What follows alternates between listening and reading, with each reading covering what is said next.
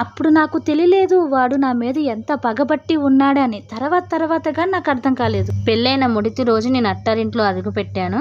అత్తారింటికి వెళ్ళిన మొదటి రోజే నేనైతే ఎవరిని చేసుకున్నానో అతను నన్ను లాగిపెట్టి ఒకటి కొట్టాడు నా చెంప మీద. నేను షాకు. ఏం జరుగుతుందో నాకు అర్థం కాలేదు. మా అత్త నాతో అంది ఆ రోజు, మీరు వేరే కాపురం పెట్టినప్పుడు ఖర్చులన్నీ నువ్వే చూసుకోవాలి. కరెంటు బిల్లు, ఇంటద్ది, వాటర్ బిల్లు, కిరాణా సరుకులు, మిగతా ఖర్చులన్నీ నువ్వే చూసుకోవాలి. ఎందుకంటే మీ హస్బెండ్ది పెద్ద జాబ్ ఏం కాదు, తక్కువ శాలరీ. ఆ శాలరీ కూడా మాకు ఇచ్చేస్తాడు. మరి మేం బతకాలి కదా. అతను పైకి లేసి ఆ రోజు నన్ను కొట్టాడు. బాగా కొట్టాడు, విపరీతంగా కొట్టాడు. తల వెనకాల నాకు బాగా దెబ్బ తగిలింది. మా హస్బెండ్ కొట్టే కొట్టుడికి మగ మనిషి కూడా తట్టుకోలేదు, అంత ఇదిగా కొట్టాడు. మనం ఒక అమ్మాయిని చూసి అనుకుంటాం, ఈ అమ్మాయి డాక్టర్, పెద్ద కుటుంబం నుంచి వచ్చింది, ఎంత సరదాగా ఉంది, తన లైఫ్ బాగుందేమో, కొత్తగా పెళ్ళైంది, హనీమూన్కి హిమాలయకి వెళ్ళింది, ఎంత స్వతంత్రంగా ఉంది, ఇండిపెండెంట్ ఉమెన్. ఇంటర్నెట్ ప్రపంచంలో మనం ఎవరినైనా చూసినప్పుడు మనం ఇలాగే అనుకుంటాం, కానీ దాని వెనకాల ఎంత కథ ఉంటుందో మనకి తెలియదు. కొన్ని స్టోరీస్ ఎలా ఉంటాయంటే నవ్వు వెనకాల విషాదం దాగి ఉంటుంది. హాయ్ అండి, నా పేరు సాక్షి, ఇది నా స్టోరీ. నేను నా చిన్నప్పుడు నా బాల్యం బాగానే ఉంది, నా కాలేజ్ టైం అంతా బాగుంది, నా పెళ్ళేంత వరకు నా జీవితం బాగానే ఉంది. పెళ్ళిన తర్వాత నా జీవితం ఎలా ఉందంటే, ఈ సొసైటీ, మా చుట్టాలందరూ నన్ను చూసి మా అమ్మతో, మీ పెద్ద అమ్మాయికి పెళ్ళి ఎప్పుడు చేస్తావు అని అడిగేవాళ్ళు. మా అమ్మ నాన్న ఒకసారి మాట్లాడుకొని నన్ను పిలిచి, నువ్వు పెళ్లి చేసుకో అమ్మా, నీ తర్వాత తమ్ముడు చెల్లెలు ఉన్నారు కదా అని అన్నారు. సరే అని నేను పెళ్లికి ఒప్పుకున్నా. కాకపోతే నాకు కొన్ని కోరికలు ఉన్నాయి. మా నాన్న నాకు ఎలా ఫ్రీడమ్ ఇచ్చాడో మా హస్బెండ్ కూడా నాకు అలాగే ఫ్రీడమ్ ఇవ్వాలని ఆశపడ్డా. పెళ్ళిళ్ళ మధ్యవర్తి వల్ల ఒక సంబంధం కుదిరింది. వాళ్ళు వచ్చారు నన్ను చూసుకోవడానికి. మాటల్లో కట్నం గురించి మాట్లాడారు. నేను కట్నానికి వ్యతిరేకంగా కొన్ని పదాలు మాట్లాడాను. పెళ్లి వాళ్ళు పెళ్లి కొడుకు నా మాటల్లో మాటలు కలిపి, నాకు కట్నం వద్దు, మేము అలాంటి మనుషులు కాదు, మీ పిల్లకి ఏమి ఇవ్వాలనుకుంటున్నారో అదే ఇచ్చి పంపించండి అని అన్నారు. మా అభిప్రాయాలు వాళ్ళ అభిప్రాయాలు కలిసి ఎంగేజ్మెంట్ అయ్యింది. ఎంగేజ్మెంట్ తర్వాత కొద్ది గ్యాప్ వచ్చింది పెళ్లికి. ఆ గ్యాప్లో ఎంగేజ్మెంట్లో వీళ్ళు సరిగ్గా లేదు, వాళ్ళు సరిగ్గా లేరు అని వెటకారంగా ఇండైరెక్ట్గా మాటలు నాకు వినిపించాయి. కొన్ని హింట్స్ ద్వారా నాకు అనిపించింది ఈ ఎంగేజ్మెంట్ రద్దు చేస్తే బాగున్ను అని. ఆ పెళ్లి కొడుకుతో మాట్లాడుతుంటే వీడు నాకు కరెక్ట్ కాదేమో అని అనిపించేది. ఆ విషయం తనకి చెప్పాను, ఎంగేజ్మెంట్ బ్రేక్ చేసుకుందాం అని. అప్పుడు తన నుంచి ఫోన్ కాల్స్ ఎక్కువైపోయినాయి, వాళ్ళ ఇంట్లో వాళ్ళ నుంచి ఫోన్ కాల్స్ ఎక్కువైపోయినాయి. ఈ పెళ్లి క్యాన్సిల్ అవుతే అందరు డిస్టర్బ్ అవుతారు, మా చుట్టాల్లో కొందరు హెల్త్ బాగాలేదు, వాళ్ళకి ఏమైతే నువ్వే రెస్పాన్సిబిలిటీ, అలా ఎమోషనల్ బ్లాక్మెయిల్ చేసేసరికి అది బ్లాక్మెయిల్ అని నాకు తెలియదు. నీకు నచ్చని పద్ధతులు ఏమైనా ఉంటే మార్చుకుంటాను అని తను అన్నప్పుడు నేను ఓకే చెప్పాను. అలా పెళ్ళయింది. ఏదో జన్మలో ఏదో గట్టిగా పాపం చేస్తుంటాను, అందుకే వీడి చేతిలో పడ్డాను. మా ఇల్లు హైదరాబాద్లో ఉంటుంది, మా పుట్టిల్లు. వాళ్ళ ఇల్లు కలకత్తాలో ఉంటుంది. వాళ్ళ ఇంట్లో అడుగు పెట్టగానే నన్ను పెళ్లి చేసుకున్నవాడు లాగిపెట్టి ఒక చెంప మీద పెళ్ళమని ఒకటి కొట్టాడు. చెంప మీద కొట్టగానే నా మైండ్ పోయింది. అసలు ఏం జరుగుతుంది, మా హస్బెండ్ నన్ను కొడుతున్నాడు అని ఆయన వంకే చూస్తున్నా. అప్పుడు ఆ క్షణం నాకు అర్థం కాలేదు వాడు నా మీద ఎంత పగబట్టి ఉన్నాడని. నేను వెంటనే అడిగా, ఎందుకంటే నన్ను కొట్టారు అని. దానికి ఆయన సమాధానం ఏంటంటే, లేదు నేను కొట్టలేదు, మెల్లిగా ఇలా అన్నా, గట్టి తగిలిందా. నేను దానికి కన్ఫ్యూజ్ అయ్యాను, ఎందుకు కొడతాడు, పొరపాటుగా తగిలిందేమో గట్టిగా. నేను లైట్ తీసుకున్నాను. 4 రోజులు అత్తారింట్లో ఉన్నాం, తర్వాత కోలకట్టకి వెళ్ళిపోయాం. వెళ్ళే ముందు మా అత్త ఏమందంటే, ఇప్పుడు మీరు వేరే కాపురం పెడుతున్నారు కదా, ఖర్చులంటే మీరే చూసుకోవాలి, వాటర్ బిల్లు, కరెంటు, ఇంటర్నెట్, కిరాణా సరుకులు, మీకు కావాల్సిన ఖర్చులు ఇవన్నీ నువ్వే చూసుకోవాలి. ఎందుకంటే మీ హస్బెండ్ జాబ్ అంత పెద్ద జాబ్ ఏం కాదు, తక్కువ సాలరీ, అది మాకు ఇస్తాడు, మేము కూడా బతకాలి కదా అని అంది. ఇవన్నీ నాకు వింతగా అనిపించలేదు. వేరే కాపురం పెట్టినాక అన్ని ఖర్చులు నావే. పెళ్ళైనాక హిమాలయకి వెళ్ళాం హనీమూన్కి. ఆ ట్రిప్కి అయ్యే ఖర్చు అంతా నాదే, నా సేవింగ్స్లోంచి తీశాను నేను. హిమాలయలో అంతా తిరిగాం, బట్టలు కొన్నాం. ఈయన బట్టలు, వీళ్ళ అమ్మ బట్టలు, వీళ్ళ నాన్న బట్టలు, వీళ్ళ చెల్లి బట్టలు, వీళ్ళ బావగారి బట్టలు కూడా నేనే కొన్నా. కాదు మా హస్బెండ్ నాతో కొనేలా చేశాడు. ఫస్ట్లో ఇవేం అర్థం కాలేదు నాకు. వాళ్ళ తరపు బంధువులు ఫోన్ చేసి అమ్మాయితో మాట్లాడాలని ఉంది అని ఎవరైనా అంటే మాట్లాడిచ్చేవాడు కాదు. నేను పక్కనే ఉన్న స్థానంకి వెళ్ళింది, బయటికి వెళ్ళింది అని చెప్పేవాడు. ఎందుకంటే ఎక్కడ వాళ్ళ నిజాలు నా ముందు బయటపడతాయా అని. మా హస్బెండ్ వాళ్ళ చెల్లి బావగారు కూడా కలకత్తాలోనే ఉండేవాళ్ళు. కొన్ని రోజుల వరకు వారు నాతో బాగానే ఉన్నారు, లోపల విషం పెట్టుకున్నా. వీళ్ళ ఫ్యామిలీ అంతా నన్ను ట్రాప్ చేశాడు. ఒకసారి పెళ్ళి అయితే ఇంకెక్కడ పరిగెడుతుంది, పెళ్ళైన దాకా ఆగుదాం, పెళ్ళైన తర్వాత దీని నాటకాలు సాగవు. మెల్లిమెల్లిగా నాకు స్వీట్ విషయం పెట్టేవారు. మంచిగా మాట్లాడుతూ, మీకు పెళ్ళై 1 నెల అయింది, మీ మమ్మీ తరపు నుంచి ఇది రావాలి అది రావాలి, మెల్లిగా అడిగి తీసుకో, పండుగలకి ఇది అడిగి తీసుకో అది అడిగి తీసుకో, అది ఖచ్చితంగా ఇవ్వాల్సిందే. నా పెళ్లికి పేరెంట్స్ బోళ్ళంత బంగారం పెట్టాడు, బోళ్ళన్ని వస్తువులు పెట్టారు, పూలన్నీ బట్టలు పెట్టారు. ఇంకా అడిగి తీసుకో అంటే వాళ్ళు ఎక్కడి నుంచి తెస్తారు? పెళ్ళైన 45 రోజులకి హోలీ వచ్చింది. నా పెళ్ళైన తర్వాత ఫస్ట్ పండగ అదే. ఆ పండగకి మా అమ్మోళ్ళు కొంత బంగారం బట్టలు పంపించింది. పెళ్లికి పంపించిన బంగారం, హోలీకి పంపించిన బంగారం మా అత్త నా దగ్గర నుంచి తీసేసుకుంది. స్వార్థపరులకి ఎంత ఇచ్చినా సరిపోదు అని ఇంకా ఇంతేనా ఇలాంటివి ఇస్తారా అని ఎత్తిపుడుపు మాటలు నా చెవులను పడుతూనే ఉన్నాయి. మా డాడీ ఎర్లీ రిటైర్మెంట్ తీసుకొని వచ్చిన డబ్బంటే నా పెళ్లికి ఖర్చు చేశాడు. పెళ్లికి ముందు నేను జాబ్ చేసేదాన్ని. నా సేవింగ్స్ అంతా పెళ్ళైన తర్వాత నా ఖర్చులకి, ఇంట్లో ఖర్చులకి అయిపోయినాయి. మంచి furniture, fridge, AC, washing machine ఇలా ఒక్కొక్కటి కొంటూనే ఉన్నాను. వాళ్ళు చెప్తున్నారు, నేను కొంటూనే ఉన్నాను. మా హస్బెండ్ ఇది అడుగుతున్నాడు కొనేద్దాం, మా అత్త వాళ్ళు అది అడుగుతున్నారు కొనేద్దాం. ఇలా చేస్తే మా హస్బెండ్ సంతోషంగా ఉంటాడేమో, అలా చేస్తే మా అత్త వాళ్ళు సంతోషంగా ఉంటారేమో, వాళ్ళు నన్ను ఇజ్జత్గా చూస్తారేమో అని ఆశ. పెళ్ళైన 3 నెలలకే ఇంత చేసినా మా అత్త వాళ్ళు, మా హస్బెండ్ ఏదో రకంగా ఇండైరెక్ట్గా వెతకారంగా ఏదో ఒకటి నన్ను అంటూనే ఉండేవాళ్ళు. ఒకసారి మా అత్త నాతో, మీ నాన్నకి 2 ఇళ్ళు ఉన్నాయి కదా, ఒక ఇల్లు నీ పేరు రాస్తే ఏమవుతుందంట, నీకు రాపించుకోవడం తెలియదా, వాళ్ళకి ఇవ్వడం రాదా అంది. అప్పుడు నాకు క్లిక్ అయింది. పెళ్ళికి ముందు ఎన్ని మాట్లాడాడు, పెళ్ళైనాక ఎలా ఉన్నారు వీళ్ళు, నా ప్రాపర్టీ మీద కన్నుపడింది వీళ్ళకి అని. ఈలోపు రాఖీ పండుగ వచ్చింది. మా తమ్ముడు వచ్చి రాఖీ కట్టించుకున్నాడు. హైదరాబాద్ నుంచి కోలకత్తాకు వచ్చి గిఫ్ట్లు తీసుకొచ్చాడు మా తమ్ముడు. ఆ రోజు రాత్రే మా అత్త ఫోన్ చేసేసి, మీ తమ్ముడు ఏం తెచ్చాడు అని అడిగింది. నేను చెప్పే బట్టలు గిఫ్ట్లు తెచ్చాడు అని. అంతేనా, బంగారం తేలేదా, రాఖీ రోజు మా వాళ్ళు బంగారం పెడతారు, మీరెందుకు పెట్టలేదు, అయినా మీ తమ్ముడు ఆస్తి పేపర్లు ఎందుకు తీసుకురాలేదు అని అంటుంది. మా తమ్ముడు అలా రాఖీ కట్టించుకొని అలా వెళ్ళిపోగానే ఇలా మా హస్బెండ్ నాతో గొడవ. మా హస్బెండ్ ఏమనుకున్నాడంటే మా తమ్ముడు ఆస్తి పేపర్లు తెచ్చాడేమో అని. పెళ్ళైన 5 నెలల నుంచి ఏం అడుగుతున్నా అవి కాదనకుండా తెచ్చి పెడుతున్నాం కదా, అందుకని ఆస్తి పేపర్లు కూడా తెస్తారేమని తల్లి కొడుకులు అనుకున్నారు. ఈ 5 నెలలు భరించి తిరిగి నేను వాదనకి దిగాను మా హస్బెండ్తో. ఇక నా వల్ల కాదు, ఇక నా దగ్గర నుంచి ఏమీ రాదు. ఆ మాటలకు ఆయన లెగిసి కొట్టాడు. ఆ దెబ్బలు మగ మనిషి కూడా తట్టుకోలేరు. అంతిదిగా కొట్టాడు. 40 నిమిషాల పాటు కొట్టాడు. ఇప్పుడు ఈ విషయం నేను నెమ్మదిగా చెప్తున్నా. అప్పుడు నా మాటలు అసలు వణుకొచ్చేసేది, మాట్లాడలేకపోయేదాన్ని. తలకి బాగా దెబ్బ తగిలింది. నేను మాట్లాడలేకపోతున్నాను, నడవలేకపోతున్నాను, అసలు లెగలేకపోతున్నాను. నా తలకి ఎంత దెబ్బ తగిలిందంటే వాయిస్ కూడా చేంజ్ అయిపోయింది. ఒక 5 నిమిషాల దాకా నా కళ్ళు కనిపించలేదు. ఈయన చాలా తెలివైన వాడు. నన్ను కొట్టే ముందు కిటికీలు తలుపులు వేసేయడం, నా ఫోన్ ఈయన ఫోన్ దాసేయడం, నా అరుపు బయటికి వినిపించకుండా చేయడం చేస్తాడు. అంత ఇదిగా ఉన్న నేను ఈయన దాసిన ఫోన్ తీసుకుని ఒక్క మెసేజ్ పెట్టా, ఎక్కడున్నావు త్వరగా వచ్చే, ఈయన నన్ను చంపేస్తున్నాడు అని. ఇంతలో ఈయన వచ్చి ఫోన్ లాగేసుకున్నాడు. కాసేపటికి వీళ్ళ చెల్లి వచ్చి నన్ను చూసి వెళ్ళిపోయింది. ఏం మాట్లాడలేదు. ఈ మనిషితో ఉండబుద్ధి కాక 2 రోజుల తర్వాత వాళ్ళ చెల్లెలకి ఫోన్ చేసి, ఈ మనిషి ఏంటి ఇలా ఉన్నాడు, ఈ మనిషితో ఉండను నేను అని వాళ్ళకి చెప్పాను. వాళ్ళు నన్ను వాళ్ళ ఇంటికి తీసుకెళ్ళిపోయారు. ఒక 10-15 రోజులు ఉంచుకున్నారు.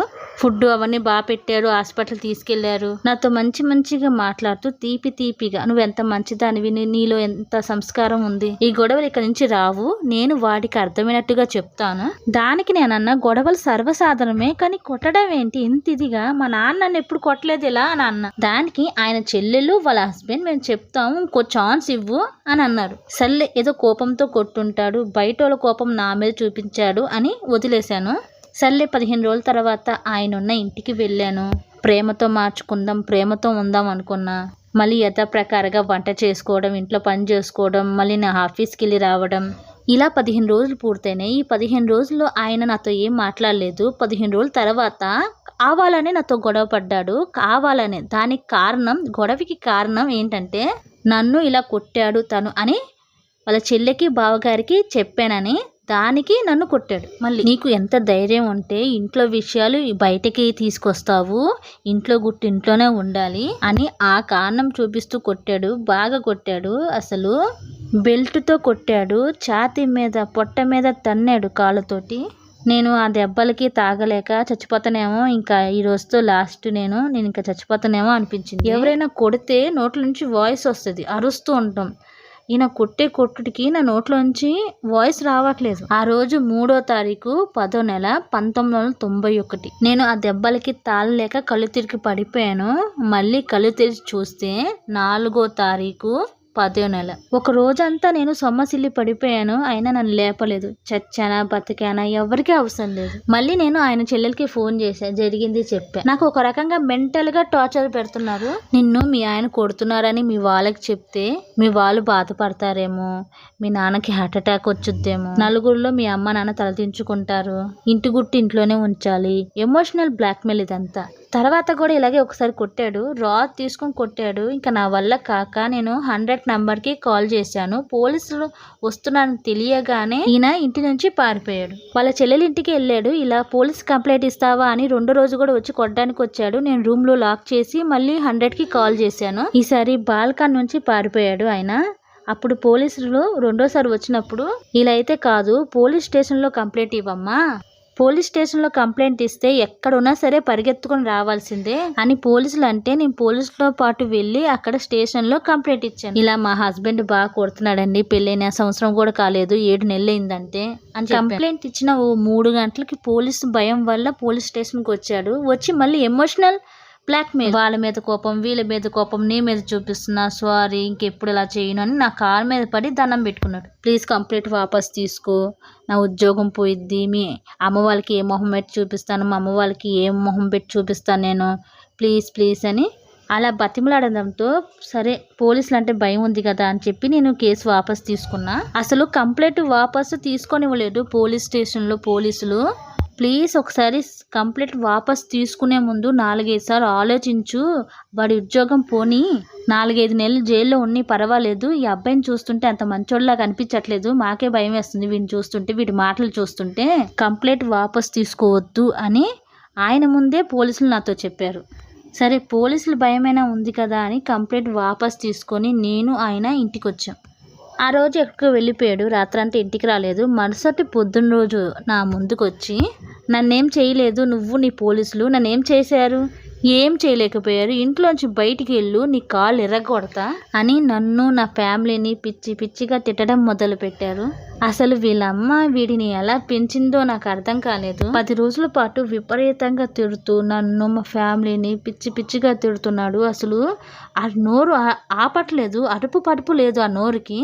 వాళ్ళ చెల్లికి నేను ఫోన్ చేసి నా వల్ల కావట్లేదు, నేను వాడితో ఉండను, వాడితో అసలు కాపురం చెయ్యను, వీడికి మానసికంగా మెంటల్ అనుకుంటా, ఇవేమి నాకు చెప్పకుండా నన్ను మోసం చేసి పెళ్లి చేశారు, మనుషులు ఉన్నప్పుడు ఒకలాగా మనుషులు లేనప్పుడు ఒకలాగా నటిస్తున్నాడు అని వాళ్ళ చెల్లికి చెప్పాను. వాళ్ళ చెల్లి ఫోన్ కట్ చేసింది, తిరిగి ఏం రిప్లై ఇవ్వలేదు. ఈ 8 నెలల్లో ఇతన్ని నేను చాలాసార్లు డాక్టర్ దగ్గరికి తీసుకెళ్దాం అనుకున్నా, సైకాలజీ డాక్టర్ దగ్గరికి, కానీ రాలేదు. నేను మెంటల్గా డిస్టర్బ్ అయ్యాను, నేను డాక్టర్ దగ్గరికి వెళ్దాం అనుకుంటున్నానని నాతో పాటు ఈయనని తీసుకెళ్ళాను డాక్టర్ దగ్గరికి. ముందు ఇతనితో మాట్లాడాడు డాక్టర్, తర్వాత నాతో మాట్లాడాడు డాక్టర్. ముందే డాక్టర్కి ఈ 8 నెలల నుంచి జరిగిందంట పూసగుచ్చినట్టు ఆయనకి చెప్పాను. ముందు ఆయనతో మాట్లాడిన తర్వాత నన్ను పిలిచాడు డాక్టర్. నాతో ఏమని చెప్పాడంటే, నువ్వు పారిపో అమ్మా, రన్ అవే, నేను 15 సంవత్సరాల నుంచి డాక్టర్ వృత్తిలో ఉన్నాను, ఇలాంటి మెంటల్ బాడీని నేను ఎక్కడ చూడలేదు, ఇతను ఒక మృగం టైపు, వీళ్ళమ్మకు చేతులైతే దండం పెట్టాలి, అసలు ఎలా పెంచిందో ఏమో, ఇక నువ్వు వీడితో కొన్ని రోజులు పాటు ఉంటే ఖచ్చితంగా వీడిని చంపేస్తాడు, మీ పేరెంట్స్ సపోర్ట్ తీసుకో, మీ పేరెంట్స్ దగ్గర వెళ్ళిపోనని డాక్టర్ నాతో అన్నాడు. డాక్టరు ఈయన ఏం మాట్లాడుకున్నారో నాకు తెలియదు. డాక్టర్ నాకేం చెప్పలేదు, ఇంటికి వచ్చినాక ఈయన నాకేం చెప్పలేదు. కానీ నేను వెళ్ళిపోదామని డిసైడ్ అయ్యాను. వీళ్ళ చెల్లెకి నేను ఫోన్ చేసి మా తమ్ముడి ఇంటికి కొన్ని రోజుల పాటు వెళ్దాం అనుకున్నా, నేను మెంటల్గా డిస్టర్బ్ అయ్యాను అని చెప్పాను. ఆయన చెల్లి ఈయన ఏం మాట్లాడుకున్నారో తెలియదు. పెళ్ళై 9 నెలలు అవుతుంది, ఏ రోజు పుట్టింటికి వెళ్తాను అని అనలేదు, కానీ ఈ రోజు అదుగుతుంది, తమ్ముడి ఇంటికేగా పంపిద్దాం అనుకున్నారు. వెళ్లే ముందు వాళ్ళ చెల్లి నా బ్యాగ్ అంతా ఒకసారి చెక్ చేసింది, అంటే ఇంట్లో ఉన్న బంగారం పట్టుకెళ్ళిపోతున్నానని. వాళ్ళ ఇంట్లో ఉన్న బంగారం నాదే, నా బట్టలు తప్పించి నా బ్యాగులు అలాంటివి ఏం లేవు. వాళ్ళ చెల్లి వాళ్ళ అన్నయ్యకి చెప్పింది బట్టలు తప్పించి ఏమి లేవని. సరే నేను తెచ్చిన బంగారం ఇక్కడే ఉంది, నేను తెచ్చిన వస్తువులు ఇక్కడే ఉన్నాయి, నేను అడిగింది మా తమ్ముడి ఇంటికే కదా అని పంపించారు. నేను మా తమ్ముడి ఇంటికి వెళ్ళి అన్నీ చెప్పా, జరిగిందంతా చెప్పా, ప్రతి విషయం దాచలేదు, అన్నీ చెప్పా. మా తమ్ముడు చాలా తెలివైనోడు. ఇదంతా అమ్మోళ్ళకి చెప్పాక మ్యారేజ్ బ్రేక్ చేసి నీకు సపోర్ట్గా నేను ఉన్నాను అన్నాడు మా తమ్ముడు. ఇది 1991లో జరిగింది. అంతే ఇప్పటికీ 34 సంవత్సరాలు అయింది. అప్పుడు మ్యారేజ్ బ్రేక్ చేయడం అంటే చాలా పెద్ద విషయం. సొసైటీ ఏమనుకుంటారు, మన చుట్టాలు ఏమనుకుంటారు అని ఆలోచించే పేరెంట్స్ ఉన్న ఆ లోకంలో మా పేరెంట్స్ ఫుల్ డిఫరెంట్. పెళ్ళి బ్రేక్ చేసుకో, నీకంటా ఇంపార్టెంట్ ఏదీ లేదు అని అన్నారు. మా తమ్ముడి ఇంటి నుంచి మా అమ్మల ఇంటికి వెళ్ళాను. ఈ మనిషితో నేను ఒకవేళ మీరు ఉండమని చెప్తే నన్ను ఇక మర్చిపోండి అని మా పేరెంట్స్కి చెప్పి జరిగిందంతా నేను వివరంగా చెప్పాను. ఇంకా పెళ్ళి అప్పే తీరలేదు. ఇంకా కోర్టు కచేరీ అని ఇంకా అప్పు చేశారు మా పేరెంట్స్. చిన్నప్పటి నుంచి మా అమ్మ నాన్న అన్నిటికీ చిన్న విషయానికి వాదనాడుతూ గొడవలు పడుతూ ఉండేవాళ్ళు. కానీ ఈ విషయానికి వచ్చేసరికి ఇద్దరు ఒకే మాట మీద ఉన్నారు. డబ్బు పోతే పోని, కానీ నువ్వు కావాలి. వారం లోపే అతని మీద కేసు పెట్టించారు మా పేరెంట్స్ నాతో. అతను నేను మళ్ళీ వస్తానేమో అనుకున్నాడు, కానీ నేను రాలేదు. నా బదులుగా కంప్లైంట్ వచ్చింది, విడాకుల నోటీస్ వచ్చింది. నా బట్టలు తీసుకోవడానికి, నా వస్తువులు తీసుకోవడానికి, నా బంగారం తీసుకోవడానికి మా పేరెంట్స్తో పాటు వాళ్ళ ఇంటికి వెళ్ళాను. అప్పుడు వాళ్ళ చెల్లి ఎవరితోనో ఫోన్లో మాట్లాడుతుంది. ఆ ఫోన్లో మాట్లాడిన సంభాషణ విన్న తర్వాతనే వీళ్ళ చెల్లి కూడా మంచిది కాదు అని నాకు అర్థమైంది. నాకు ఎవరితోనో ఎఫ్ఐఆర్ ఉందంట, అది వీళ్ళ అన్నయ్య చూశాడంట, అందుకే కొట్టాడంట, సంథింగ్ అని చెప్తుంది. కవరింగ్ చెయ్యాలే, చెయ్యకపోతే ఎలా? నేను వచ్చాను, నా వస్తువులు తీసుకున్నాను, నా బంగారం తీసుకున్నాను, నా బట్టలు తీసుకున్నాను, ప్యాక్ చేసుకున్నాను, వెళ్ళిపోయాను. నేనేం మాట్లాడలేదు. కట్నం నేను ఇవ్వలేదు కాబట్టి భరణం ఏమీ అడగలేదు. అతని మీద కేసు పెట్టిన నెల తర్వాత నేను ప్రెగ్నెంట్ అని తెలిసింది. పాపని కనకపోవడం అదంతా నా ఇష్టం అని మా పేరెంట్స్ అన్నారు. నేను మరో పెళ్లి చేసుకోలేదు. నా కూతురికి ఇప్పుడు 32 సంవత్సరాలు. నా కూతురు పేరు అలెఖ్య. ఇది నా స్టోరీ. ఎలా ఉంది నా స్టోరీ? ఇది సాక్షి ఆంటీ స్టోరీ. నేను చిన్నప్పటి నుంచి సాక్షి ఆంటీని చూస్తున్నా. సాక్షి ఆంటీ సింగిల్ పేరెంట్. మొన్నే అడిగాను, ఆంటీ అలెఖ్య వాళ్ళ డాడీ ఎవరు, మీరు ఎలా విడిపోయారు అని. సో ఆంటీ నన్ను పక్కన కూర్చోబెట్టి నాకు కాఫీ ఇచ్చి మొత్తం అంతా చెప్పేసింది. ఆంటీ స్టోరీ వింటుంటే బాధ అనిపించినా ఒక పక్క ఆంటీ పెట్టి పుట్టింది. ఎందుకంటారా, అలాంటి పేరెంట్స్ దొరకడం అదృష్టమే కదా. కొందరుంటారు, వాళ్ళకి అత్త ప్రేమ దొరకదు, అమ్మ ప్రేమ దొరకదు. ఇటు అమ్మ వాళ్ళు పట్టించుకోరు, అటు అట్ట వాళ్ళు పట్టించుకోరు. పట్టించుకోకపోతేనే ఓకే, కానీ టార్చర్ పెడితేనే కష్టం. ఇది హర్రర్ స్టోరీ కాదు, అయినా ఏదో చెప్పాలనిపించి ఈ స్టోరీ చెప్పాను. ఆ మనిషి గురించి ఇప్పుడు నేను ఎంక్వైరీ చేస్తున్నా, ఎందుకంటే మాకు తెలిసిన వాళ్ళు కలకత్తాలో ఉన్నారు. సాక్షి ఆంటీ చెప్పిన అడ్రస్ ప్రకారం ఎంక్వైరీ చేస్తున్నా. గడిచిన 34 సంవత్సరాల్లో ఈయన పరిస్థితి ఏంటి, ఈయన మళ్ళీ పెళ్లి చేసుకున్నాడా లేదా అలాగే ఉన్నాడా తెలుసుకొని నెక్స్ట్ వీడియోలో ఇతని గురించి చెప్తాను. కానీ కొంచెం టైం పడుతుంది. ఈలోపు నా ఛానల్ని మర్చిపోకుండా సబ్స్క్రైబ్ చేసుకోండి. Thank you for watching. Bye.